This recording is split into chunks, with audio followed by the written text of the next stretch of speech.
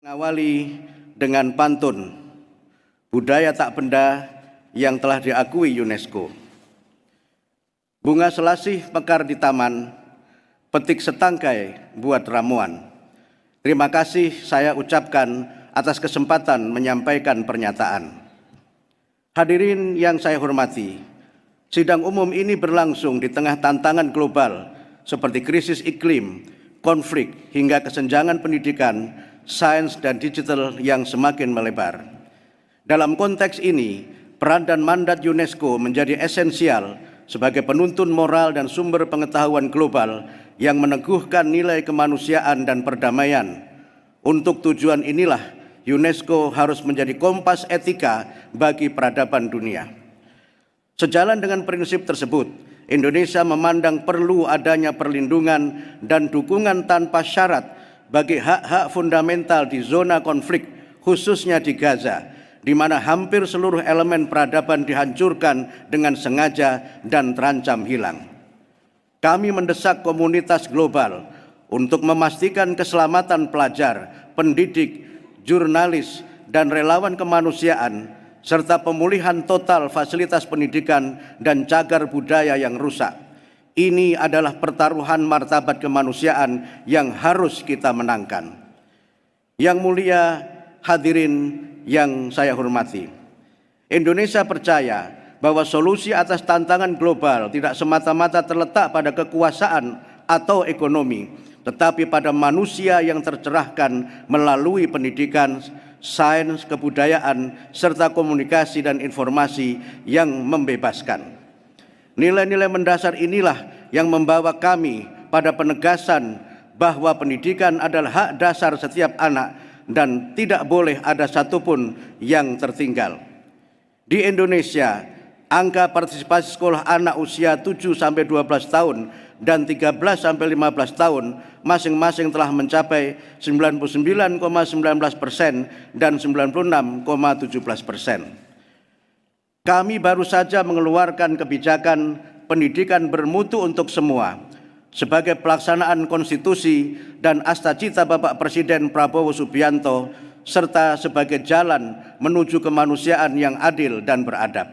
Kami juga meluncurkan gerakan semesta untuk mempercepat pencapaian tujuan keempat pembangunan berkelanjutan yang sejalan dengan kebijakan Presiden Indonesia yang memprioritaskan: 1. Pembelajaran mendalam yang menekankan praktik pembelajaran yang lebih berkesadaran, bermakna, dan menggembirakan.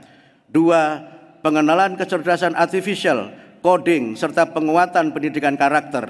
3. Peningkatan kapasitas dan kesejahteraan guru sebagai agen pembelajaran dan sebagai agen peradaban. 4. Pemenuhan gizi anak sekolah melalui program makan bergizi gratis. Dan 5. Pengembangan sekolah rakyat bagi anak-anak dari keluarga miskin. Selain itu, Presiden Prabowo juga meluncurkan program digitalisasi pendidikan dan rumah pendidikan sebagai upaya memberikan layanan pendidikan bermutu bagi anak-anak di daerah terpencil. Yang mulia hadirin yang saya hormati, sebagai negara yang memiliki keragaman hayati dan geologi, Indonesia secara aktif memperkuat kapasitasnya dalam bidang sains melalui berbagai program UNESCO seperti Manusia dan Biosfer, Global Geopark, dan Situs Warisan Dunia. Pada tahun 2024, Indonesia menjadi tuan rumah Forum Air Dunia ke-10 yang menekankan pentingnya air sebagai sumber daya fundamental bagi kesejahteraan bersama. Indonesia terus mengembangkan kebijakan open science dan mendukung upaya UNESCO dalam penerapan etika kecerdasan artifisial agar transformasi digital tetap berpihak pada manusia dan menghormati martabatnya. Indonesia juga meyakini bahwa kebudayaan adalah jiwa kemanusiaan dan fondasi perdamaian. Kami berkomitmen untuk terus melindungi dan memajukan keberagaman melalui program pelestarian berbasis masyarakat dan pendidikan warisan budaya.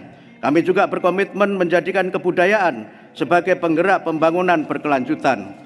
Dalam kaitan ini, Indonesia sedang mempersiapkan pencalonannya sebagai anggota Komite Antar Pemerintah Konvensi 2003 pada tahun 2025 dan mengharapkan dukungan dan negara-negara untuk mewujudkan komitmen kami. Indonesia juga mendukung penuh mandat UNESCO di bidang komunikasi dan informasi. Kami berkomitmen memperkuat perlindungan bagi keselamatan jurnalis serta memperluas literasi media dan informasi khususnya bagi kaum muda dan pelajar dengan mengintegrasikan program literasi digital di sekolah-sekolah. Hadirnya kami hormati, izinkan saya menggunakan kesempatan ini untuk mengucapkan terima kasih dan penghargaan kepada Madam Audrey Azoulay atas kepemimpinannya dalam memajukan misi UNESCO yang penuh tantangan.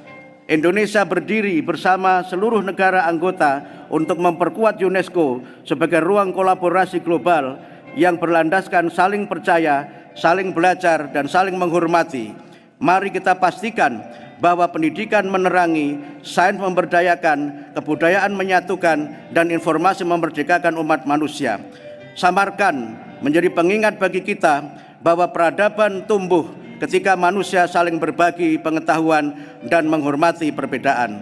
Saya akhiri dengan pantun, dari Jakarta ke Samarkan, kota bersejarah nan menawan.